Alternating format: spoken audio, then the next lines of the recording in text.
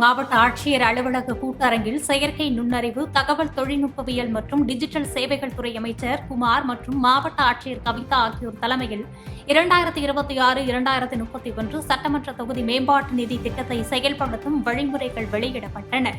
கூட்டத்தில் அரசு துறைகளின் நலத்திட்ட உதவிகள் மற்றும் நிதிகள் பொதுமக்களை முறையாக சென்றடைவதை உறுதி செய்ய தனிக்குழு அமைக்கப்பட்டுள்ளதாகவும், முறைகேடுகளில் ஈடுபடுவோர் மீதும் இடைத்தரகர்கள் மீதும் கடுமையான சட்ட நடவடிக்கை எடுக்கப்படும் என்றும் அமைச்சர் குமார் எச்சரித்தார்.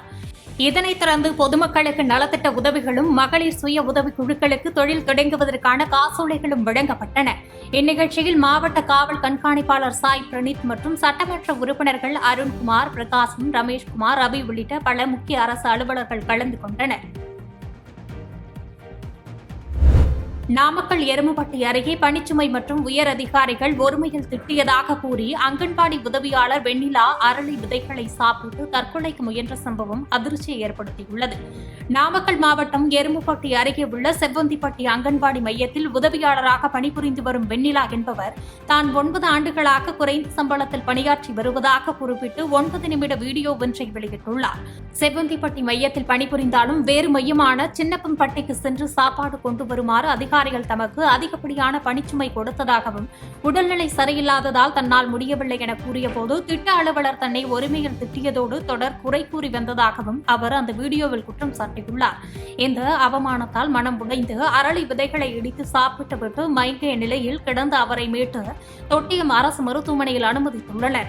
உயிருக்கு ஆபத்தான நிலையில் சிகிச்சை பெற்று வரும் வெண்ணிலாவின் விவகாரத்தில் துறை சார்ந்த அதிகாரிகள் உரிய நடவடிக்கை எடுக்க கோரிக்கை எழுந்துள்ளது. கோவில்பட்டியில் முன்விரோதம் காரணமாக ஞானதிரவியம் என்ற வாலிபரை அரிவாளால் வெட்டி படுகாயப்படுத்திய வழக்கில் 2 பேரை காவல்துறையினர் கைது செய்துள்ளனர். தூத்துக்குடி மாவட்டம் கோவில்பட்டி மேற்கு காவல் நிலைய எல்லைக்குட்பட்ட பாரதி நகரை சேர்ந்த முனியசாமி மகன் ஞானதிரவியம் என்பவருக்கும் அதே பகுதியைச் சேர்ந்த சிலருக்கும் இடையே நீண்ட நாளாக முன்விரோதம் இருந்து வந்ததாக கூறப்படுகிறது. சம்பவத்தன்று இரவு பாரதி நகர் பகுதியில் ஞானதிரவியத்தை வழிமறித்த மர்ம கும்பல் அவருடன் தகராறில் ஈடுபட்டு திடீரென அரிவாளால் வெட்டி படுகாயப்படுத்திவிட்டு தப்பி ஓடியுள்ளது. இச்சம்பவம் குறித்து வழக்கு பதிவு செய்து தீவிர விசாரணை மேற்கொண்ட கோவில்பட்டி மேற்கு காவல் நிலைய காவல்துறையினர் கொலை முயற்சியில் ஈடுபட்ட பாரதி நகரை சேர்ந்த செல்லப்பாண்டி மகன் மகாராஜன் மற்றும் முத்து மகன் முத்துராஜ் ஆகிய 2 கைது செய்து நீதிமன்றத்தில் ஆஜர்படுத்தும் நடவடிக்கைகளை மேற்கொண்டு வருகின்றனர்.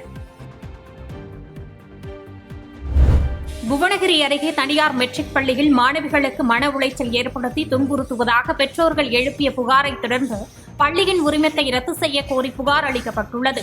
கடலூர் மாவட்டம் புவனகிரி அருகே பூதங்குடி ஊராட்சியில் அமைந்துள்ள தனியார் மெட்ரிக் மேல்நிலைப் பள்ளியில் படித்து வரும் 5ஆம், 7ஆம் மற்றும் 9ஆம் வகுப்பு பெண் பிள்ளைகளை பள்ளி நிர்வாகத்தினர் பிளாஸ்டிக் பைப்பால் அடித்து துன்புறுத்துவதாகவும், தொடர்ந்து மன உளைச்சல் ஏற்படுத்தும் வகையில் பேசி வருவதாகவும் பாதிக்கப்பட்ட மாணவர்களின் தந்தை ராஜா குற்றம் சாட்டியுள்ளார். பாழ்வாய்க்கால் பகுதியில் வசித்து வரும் அவர் தனது பிள்ளைகளுக்கு பாதுகாப்பு இல்லாத சூழல் நிலவுவது குறித்து கேட்க சென்றபோது பள்ளி நிர்வாகத்தினர் தன்னையும் குடும்பத்தினரையும் அவமானப்படுத்தி வெளியேற்றியதாக கூறி ஒரத்தூர் காவல் நிலையத்தில் புகார் அளித்துள்ளார். மேலும் தொடரும் இந்த சீர்கேடுகளுக்கு முற்றுப்புள்ளி வைக்கும் வகையில் கல்வித்துறையும் மாவட்ட நிர்வாகமும் உடனடியாக தலையிட்டு இந்த பள்ளியின் உரிமத்தை ரத்து செய்ய வேண்டும் என கோரிக்கை விடுத்துள்ளார். விரைவில் இந்த பள்ளியை இழுத்து மூடி இதற்கு ஒரு நிரந்தர தீர்வு காண வேண்டும் என்று அனைத்து பெற்றோர்களின் சார்பாகவும் குழந்தைகளின் நலன் காக்கின்ற சார்பாகவும் நான் கேட்டுக்கொள்கிறேன்.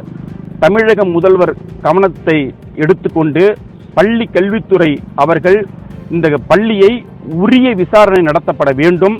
ஃபீஸ் கட்டவில்லை என்றாலோ அந்த ஃபீஸ் கட்டுவதற்கும் மேனேஜ்மெண்ட்டுக்கும் சிறு தவறுகள் பெற்றோர்கள் அவர்களுக்கு ஏற்பட்டுவிட்டால் ஏதாவது அங்கு கட்டுக்கதைகளை கட்டுவதற்கு இவங்கள் தயங்கியது கிடையாது. ஏதாவது எதிர்த்து பேசிவிட்டால் அந்த குழந்தைகளை படிப்பதிலே அவர்கள் கவனம் எடுப்பதில்லை. இரண்டாவது, ஏதாவது நம்ம ஒரு ஃபோர்ஸாக அவங்கள போயிட்டு ஏதாவது கேள்வி கேட்டோ ஒரு நியாயத்தை முன்னிறுத்திப்பட்டால் நாம் படிக்கின்ற அந்த பெண் குழந்தைகள் மீது அபாண்டமாக அந்த பையனை பார்த்து அந்த பொண்ணு சிரிக்குது அப்படின்னு சொல்லி பல்வேறுபட்ட பெற்றோர்கள் என்னிடத்தில் இப்பொழுது காலையில் என்னிடத்தில் நிறைய பேர் எனக்கு தொடர்பு கொண்டு எனக்கு பேசியிருக்கிறார்கள். அனைத்திற்கும் ஆதாரம் இருக்கின்றது. என்னுடைய அண்ணனை எஸ்டிஎஸ் பள்ளியின் முன்பு கேட்க வந்த, நான் வெளியூர்ல இருக்கேன், அந்த குழந்தையினுடைய பெரியப்பா என்ற முறையில் என்னுடைய அண்ணன் வந்ததற்கு கல்லை எடுத்துக்கொண்டு தாக்க வந்திருக்கிறார். அங்கே கட்டிட வேலை செய்தவர்கள் 10க்கும் மேற்பட்ட பொருட்கள் விலக்கி இருக்கிறார்கள். அதையும் இன்று காவல் நிலையத்தில் அங்கே தெரிவித்திருக்கிறோம்.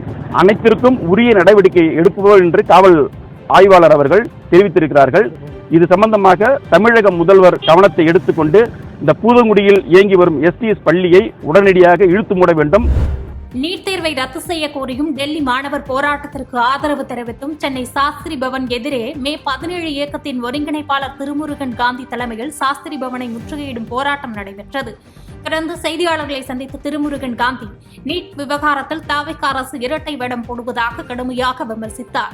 தமிழ்நாட்டில் மாணவர்கள் மற்றும் பல்வேறு அமைப்பினர் போராடி வரும் நிலையில் அமைச்சர்கள் திரைப்பட கொண்டாட்டங்களில் ஈடுபடுவதை விடுத்து மாணவர்களின் கோரிக்கைகளுக்கு செவிசாய்க்க வேண்டும் என்றும் காவல்துறை அடக்குமுறையை கைவிட்டு சட்டமன்ற தீர்மானத்தை நிறைவேற்ற முன்வர வேண்டும் என வலியுறுத்தினார்.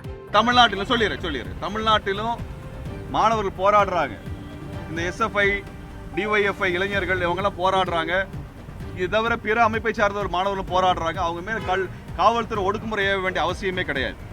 தாவேக அரசு நாங்கள் நீட்டை ஆதரிக்கலன்னு சொல்லிட்டீங்க, கொள்கை முடிவு எடுத்துட்டீங்க. அப்புறம் என்ன பிரச்சனை சார் உங்களுக்கு? இங்க மாணவர் போராடுவதை அது ஜனநாயக உரிமை. இங்க இருக்கக்கூடிய காவல்துறை அதிகாரிகளுடைய குழந்தைகளும் காவலர்கள் குழந்தைகளும் மருத்துவர் ஆக வேண்டும் என்றுதான் இந்த மாணவர்கள் போராடுகிறார்கள். தாவேக அரசு, தமிழ்நாடு முதலமைச்சர், நீங்க தமிழ்நாடு காவல்துறை நடத்துகின்ற இந்த அடக்குமுறை குறித்து எதுவும் பேசாம இருக்கிறீங்க, தடுக்காம இருக்கிறீங்க. எங்களது கண்டனத்தை நாங்கள் இந்த சமயத்தில் தெரிவித்துக் கொள்கிறோம். காவல்துறை ஒத்துழைக்க வேண்டும், மாணவர்களுக்கு ஒத்துழைக்க வேண்டும். ஜனநாயகமா தமிழ்நாடு சட்டசபையில் போடப்பட்ட தீர்மானத்திற்கு ஆதரவாக தமிழ்நாடு மாணவர்கள் போராடுறாங்க. தமிழ்நாடு சட்டசபையில் தீர்மானம் போட்டிருக்கிறோம், சட்ட வரைவு முன் வச்சிருக்கிறோம். அதுக்கு ஆதரவாக போராடக்கூடிய மாணவர்களை அடக்குவது சட்டவிரோதமானது என்று தாவேக அரசுக்கு தெரிவித்துக் கொள்ள விரும்புகிறோம். மே 17 இயக்கத்தினுடைய செய்தி அதுதான்.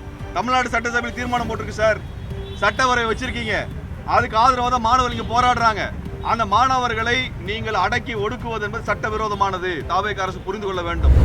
நெல்லை டவுன் பகுதி தூய்மை பணியாளர் ஆவுடையம்மாள் பணிச்சுமை காரணமாக விஷமறிந்து தற்கொலைக்கு முயன்ற விவகாரத்தில் உரிய விசாரணை கோரி மருத்துவமனை வளாகத்தில் உறவினர்கள் போராட்டத்தில் ஈடுபட்டதால் பரபரப்பு ஏற்பட்டது. நெல்லை டவுன் 26வது வார்டு பகுதியில் தூய்மை பணியாளராக பணிபுரிந்து வரும் ஆவுடையம்மாள் என்பவருக்கு உயர் அதிகாரிகள் திட்டமிட்ட பல்வேறு கூடுதல் பணிகளை ஒதுக்கி தனிப்பட்ட முறையில் பணிச்சுமை ஏற்படுத்தி வந்ததாக புகார் எழுந்துள்ளது. மேலும் அவர் பணி மாறுதல் கோரியபோது உயர் அதிகாரிகள் அவரை தகாத வார்த்தைகளால் திட்டியதால் மனம் உடைந்த அவர் அதிகப்படியான தூக்க மாத்திரையை அறிந்து தற்கொலைக்கு முயன்றதாக தெரிகிறது. தற்போது நெல்லை அரசு மருத்துவக் கல்லூரி மருத்துவமனையில் தீவிர சிகிச்சை பெற்று வரும் நிலையில் இச்சம்பவத்திற்கு காரணமான அதிகாரிகள் மீது துறை ரீதியான விசாரணை நடத்தி வழக்கு பதிவு செய்ய வேண்டும் என்று வலியுறுத்தி அவரது உறவினர்கள் மருத்துவமனை வளாகத்தில் திடீர் போராட்டத்தில் ஈடுபட்டனர். அப்போது ஆம்புலன்ஸ் வந்து செல்லும் அவசர பாதையில் போராட்டம் நடத்தக்கூடாது என்று கூறி காவல்துறையினர் அவர்களை அப்புறப்படுத்த முயன்றதால் இருதரப்புக்கும் இடையே கடும் வாக்குவாதம் ஏற்பட்டது.